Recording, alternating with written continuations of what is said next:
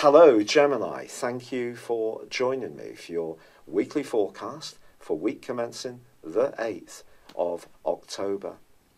This week sees a new moon in your sister air sign of Libra. With your ruler Mercury on Monday and Tuesday in this sector too, this is all about you showcasing your natural creativity and talents. But Venus, which is in the part of your horoscope to do with duty, could, around relationships in its clash with Mars and through its retrograde, see you becoming a bit more resentful. This could be especially the case in a live-in relationship, or even with your kids if you have them. If it's always you that has to fulfill those everyday tasks, you may find yourself more outspoken and less inclined to just be dutiful and do what others expect of you. Now, the new moon which occurs is going to be clashing with Pluto. Pluto is the mightiest outer planet, the higher octave planets. It's the tiniest entity. Pluto's about change. And since 2008, it's been creating some fundamental changes in your world. Since the 20th of December last year, when Saturn moved into this location too, you've really had to work hard to be as productive as possible around shared assets or even business or perhaps even intimacy if that is something which is not working so well. So this square between Pluto and the Sun and the Moon through the new moon brings up the potential for politics around close relationships. But equally, it could see you, if you're single, attracted to someone with a mighty magnetic aura, and even if you can't quite understand why you find them so alluring, the pull could be very real. But Neptune is feeding into this new moon too. So when it comes to your creative talents, there's part of you that's going to yearn to showcase them through your work or public standing in a better way. However, your ruler Mercury moves midweek into the very precise part of your scope, joining up with Venus and also Jupiter. Mercury here is asking you to grapple with details, and whatever you're faced with this week, Mercury's angle with Saturn in the last few days suggests if you do your research, if you're very thorough, if you don't leave any stone unturned and really focus down on things, you can extract value, especially from your finances, that may not have seemed obvious earlier in the week. It's been a real pleasure being with you. I'd love it if you would like or comment on this video, or if you've yet to do so, please do subscribe to this channel. But for now, good luck and goodbye. Hello Gemini, thank you for joining me for your monthly forecast for October for the Sun or the Ascendant.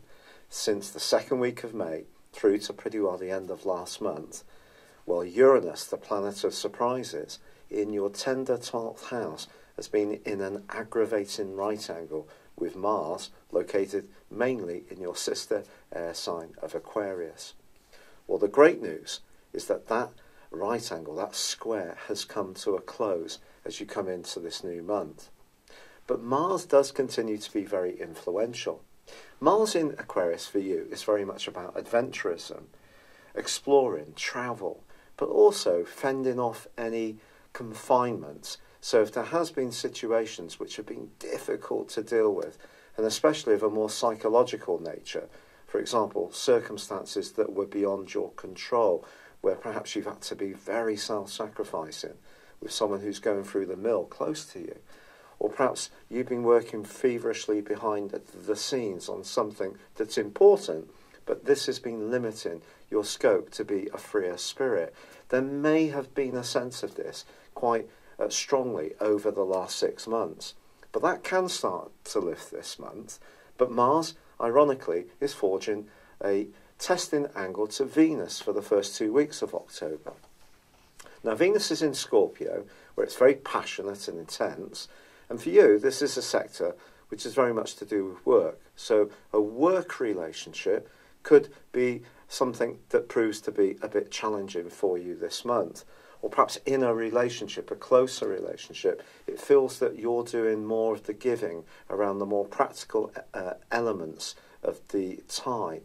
And if that is the case, then that can definitely cause some talking points in the early parts of this month. But on the face of it, with the Sun and Mercury, your ruler, in your sister air sign of Libra, there is an opportunity for you to be self-expressive and creative.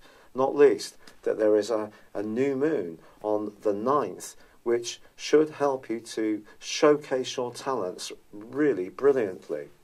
But the issue is that on the 5th, Venus goes into a retrograde, one which is going to last through to the end of the month. So I do feel around a relationship, something to do with your more self-sacrificing nature could be challenged, or perhaps you're being pushed to take more responsibility around an obligation, and it could be you that's resisting this ask, if you like, this pressure. But the new moon is also forging a link with Neptune. Now, Neptune, since 2012, has been wonderful if you're a compassionate person who uses your intuition or imagination in the way you link with the wider world. But if your creativity is being compromised in some way, in terms of how you want to be, you're not finding the outlets for your talents, your flair, in the way that you would like, there could be a sense of disappointment over the following months. So I think it is key to have realistic expectations. But also on the 10th, your ruler Mercury joins up with Venus in the sign of Scorpio, where of course you already have Jupiter. Now Jupiter's been forging that fabulous angle with Pluto of late, which really has given you an opportunity to make progress around work and be much more focused in getting a return on the investment of labour and optimism that you often bring to situations. But Mercury moving into this area can help you to really grapple with the nitty-gritty. And certainly from the 20th to the 25th, when Mercury forges a fantastic angle to Pluto, you will have the ability, almost like X-ray eyes, to penetrate through any problem and really get to the nub of what it means. This can be in a psychological context, it can be more of a practical one, but you will be a formidable person when it comes to analysing and really distilling the benefits of any situation. Now, pleasingly, in the last 10 days of this month, Mars is actually forging a superb angle to Pluto too. Now, Pluto, of course, is very much about truth and transformation, about power, it's about secret enemies, it's the underworld, it's about change, whether we are choosing it or whether it's being pushed upon us. But I think this angle between Mars and Pluto suggests that if you can be imaginative and open-minded in terms of the people that you're connecting with, then some very powerful influences can come through. And as long as you're working for the good of all, not just for yourself, then Pluto can be very supportive to Mars, and your motivation can be extraordinarily high in the last 10 days of October. But this brings us through to the quarter moon of the 16th. This occurs in Capricorn, along with Saturn and Pluto already there. So this is all a very passionate, seething set of energies, which is very much about renewal. But obviously, in order to embrace renewal, sometimes we have to go through a period of letting go of what's no longer appropriate.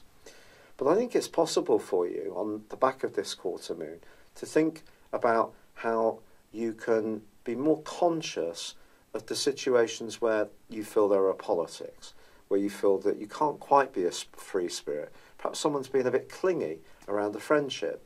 Perhaps they're being a bit jealous of you. Or perhaps someone's motives are more to do with possession in some kind of way. This could be particularly so in a very close romantic alliance. So some energies come up around that, and especially with Venus tracking backwards and that square with Mars, if something isn't working around a relationship, it will need addressing. But the Sun then moves on the 23rd into Scorpio, joining up with Mercury, joining up with Jupiter, joining up with Venus.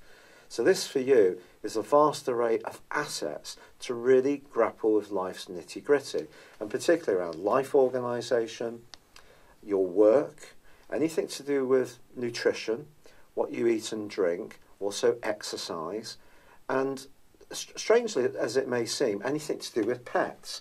and also aunts and uncles. That's what the sixth house is very much about. So you may find yourself busy around those areas, but the reversing Venus then meets the advancing Sun. So we have Venus conjunct Sun. It is said sometimes that Venus can be diminuted by the Sun's influence.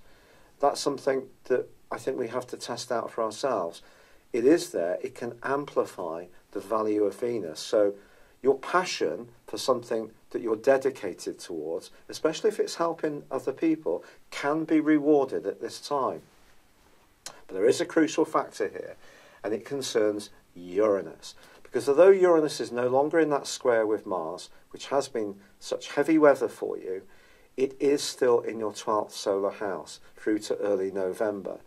And I just feel, because it goes opposite both Venus and the Sun at this time, just at the start of the last 10 days of this month, it's possible that you could start to feel that any obligations and responsibilities that you have that are not necessarily chosen ones, they're more the circumstances. There could be a sense of restlessness, itchiness, feeling fenced in, not quite being able to breathe, being really a bit stressed. And also these the conjunction between the Sun and Venus and the opposition with Uranus feeds into the nodal axis, which is reversing across Leo and Aquarius. So what we get is a grand fixed cross. This is very complex stuff because obviously that Leo energy in the North Node, which is like a mini Jupiterian energy, so it's about possibilities around your everyday communications, has been giving you a huge boost. But now, with these angles all clashing with one another, I just feel that if your ideas are being met with resistance or something's not flowing quite as you want, the psychological burden of that could become greater. And you may then go through a period of feeling a bit exhausted. And this is going to be emphasised even more by the full moon that occurs on the 26th, which is conjunct Uranus 2.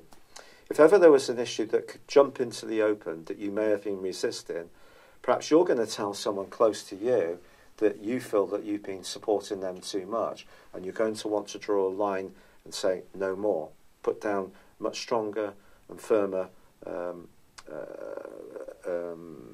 barriers, if you like, to ensure that to ensure that you're not feeling that you're being so used. Or perhaps it's you who's just totally overdoing it. And if you are, you could risk burnout at this time in the following 2 weeks.